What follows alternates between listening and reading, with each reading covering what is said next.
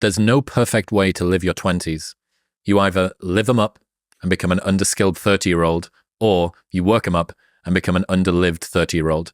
You just have to figure out which you'd rather be, accept the trade-offs, and know that there are no do-overs. And door 3, if you consider work, life, then you get to do both. That one ruffled a lot of feathers. Well, it's because people look back on their 20s and realize that they are one or the other. All right, I'm going to lean into this. I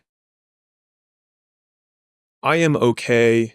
I had a conversation with my team about this, and I said, I am okay being a beacon of relentless hard work. I'm okay being the guy who says, fuck your mental health.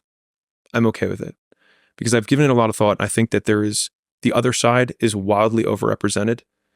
And I'm willing to sit on the logical extreme because I think it will help more people. And there are more people that I have met in my life who are dissatisfied by their live it up 20s than dissatisfied by their work it up 20s. Because most of the time in your 20s, you have no idea what you want. But knowing what you need to do to work and move ahead is fairly straightforward. And so you can take the known and make progress on the one that you have high confidence that you can make progress on. And then along the way, gain perspective on what are the things that are actually important to you in your life.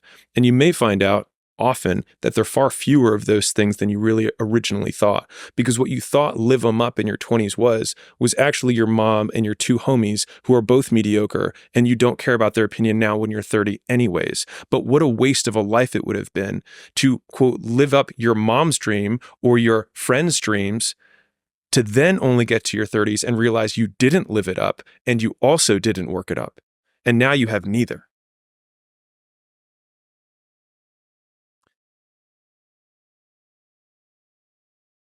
I think a lot about, the first day that I sat down at university, my first ever seminar, I sat next to my what would be future business partner for 15 years.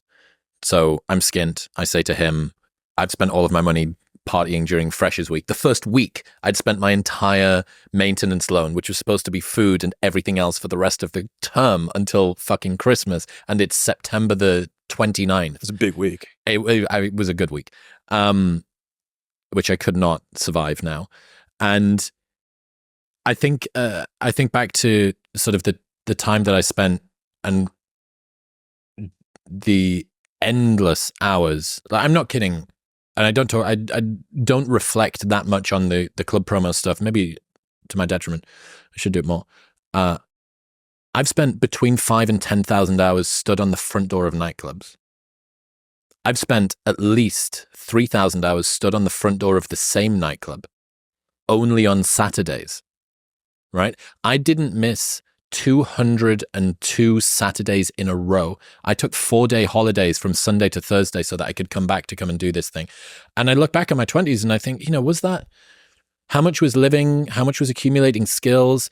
And the grass is always greener with this because in hindsight, you think, well, you imagine that you could have gone back and still accumulated all of the insights and the skills that you really value in yourself. That would have still happened, but that you would have got to maybe have more variety, or you would have maybe the fun or the whatever the thing. And when I look, for me, with my constitution, at what I value most in myself, almost all of those things have been accumulated by having a 20s and now a 30s that has been dedicated to work it up, not to live it up, to 4-day holidays in between those things. Now, remembering that now is not forever, I think is really important. Again, you're on the outlier right-hand end of the distribution for work. Most people are going to pull themselves back across in terms of balance between work and play. But you can periodize what you're doing right now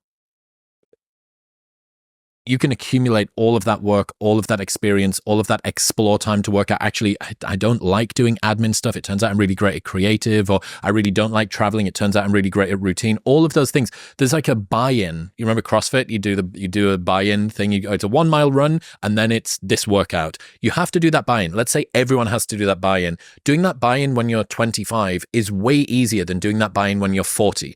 Right? I finally work out who I am in the world, because you start to accumulate all of these better directional assistances. You're moving in a more directionally accurate way earlier, which means that you make more progress over the long term. So in retrospect, I'm glad that I did work it up 20s, and I'm glad that I did work it up 30s as well. So I'll say two things that might be helpful. One is, you obviously know my stance if you're listening to this on work-life balance, but maybe as a concession for you, your work-life balance obsession may just be too narrowly focused on the present and not extended into seasons. And so you can have work-life balance where I work for 3 years and then I have a more chill year. And I think that most people think about work life in terms of their split of the day rather than their split of the year or the decade. And I think that you can have a much better outcome on both sides if you were to split it up on a longer time horizon. So good. I mean, everybody knows what it's like to go through it every January. Intense period of diet. I fucked it at Christmas again. Too much chocolate, too much dinner. And you go, okay, well, what are you going to do? I'm going to work hard. I'm going to focus on my diet and my training for a while, and then I'm going to hold those gains for a period. Or I'm going to build a business. Okay, my health's probably going to take a hit for a little while. Or I just got out of a relationship. I need to go dating. All right, well, I'm probably not going to be able to spend so much time at work. Or maybe I'm going to be sleeping later, so my fitness is going to knock off a little bit. All of these things happen for periods of time.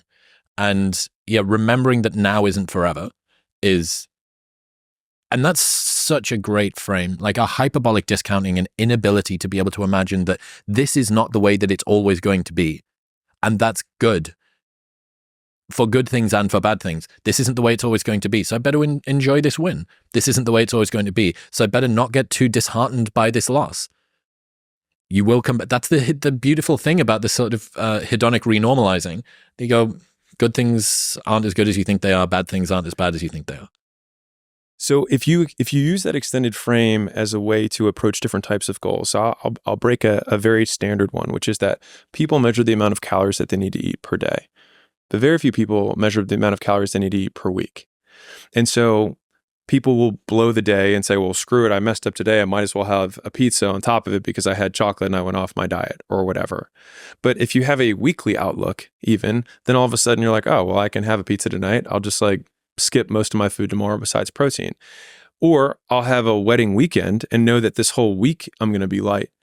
And so I have, 13,000 calories for the next 7 days that I can work my way through, which gives me a tremendous amount of flexibility. Mm-hmm. And the thing is that the further you extend the time horizon, the more flexible you can be with your achievement of it, as long as you only get the few things that matter most. And so it allows you to focus and prioritize on those few things that move the needle, rather than be overly obsessive on such a small, narrow window of time that is irrelevant anyways. So there's a coordination problem that happens when you try to balance too quickly. When you try to have a little bit of fun and a little bit of play and a little bit of fun and a little bit of play, whether it's task switching, whether it's just sort of the cognitive effort of your personality, like your identity is I'm gym guy for 3 months. Right, yeah. Hooray. I'm work guy for 3 months. Hooray. But when it's I'm gym guy this morning, I'm work guy this afternoon, it's tough. It's tough to do that. So yeah, kind of the same as you get diseconomies of scale as a business grows, because there's more interconnectedness and communication between each person, the more yous there are going on inside. So this is an argument for sort of aggressive periodizing. I'm a hyper proponent of one single narrow focus. I'll define 2 more terms since the audience didn't ask for it. Sadness is a perceived lack of options. It's why it feels like hopelessness, because you don't know what to do. You don't know what options are available. You see none, which is why it feels like there's no way out. Anxiety is many options but no priorities, which is why you feel scattered but you can't decide. They feel very different, but fundamentally, those are the difference in the conditions that make people feel like they're anxious or they feel like they're sad. And so when we're working through what you were just talking about with, okay, I want to be gym guy and I also want to be work guy, we have many options, but a lack of priorities. And so we have anxiety over the fact that we're not making progress on any of them because we have not been able to say, this comes first. And so if we think about what priority means, it means prior. It comes before everything else. And what I think a lot of people have a hard time doing is being okay with saying no and saying, okay, I will allow myself to just not get fatter rather than get fitter during this period. And what's interesting about most skills is that the amount of effort that it takes to maintain a skill versus the amount of effort it takes to grow a skill is like 1/10 the amount of effort. And so this is where the effort arbitrage is so important in terms of allocation. And so if you do a 4 out of 10 on 10 things, you will make progress on none. You will make the same amount of progress that you could have made if you just did 1 out of 10, which is none. You just don't regress. But the extra 3 points that you save on the 9, you could put on one other item and have a 10 out of 10 or a 13 out of 10 in effort. And then after every periodized chunk of time, have a big W or win that you can look back on and say, I did that, and therefore I am. And so I think that that's how you step up the mountain of progress when you're trying to work on many different skills, quote, at the same time. It's just that the at the same time is over a year, not over a day. George told me this while we were on mushrooms in Nashville. Fucking brilliant. So I'm there watching. That's the hook. Got to get people in the door. Yeah. I'm there, 4th of July. George turned to me and he said, general ambition gives you anxiety. Specific ambition gives you direction. There is nothing more anxiety inducing than I want to be better and I don't know what at and I don't know how. Like, just think about that for a second. Sort of embody that. It's sort of a chasing, it's a lean in, and it's tight, and sort of your shoulders are up, and there's a ringing in your ears, and you have no idea. It's like a threat. You've heard a noise in the forest, and you have no idea where it's come from. Specific ambition gives you direction. And I think the concept of specific versus general ambition ladders up to bundled terms. I want this big thing, but I haven't broken that thing down into what I can actually do. Once you get specific into the actions, you don't have a lot of anxiety because you can see what is required in order to get it. And so to circle the loop back on sadness, which is, because some people who are listening to this may be sad, so this is for you. To get out of sadness, and I've been sad many times in my life, the thing that's helped me get out of it is realizing that a perceived lack of options is what causes sadness, not a lack of options, a perceived lack of options, which means that all I have to do is figure out what I need to do, and figuring it out becomes the option. And so then I have clarity on the one thing that I need to do to pull myself out of this moment of sadness, which is, oh, I just have to figure out what to do. And that is how I get, at least for me, have gotten out of my sadder periods.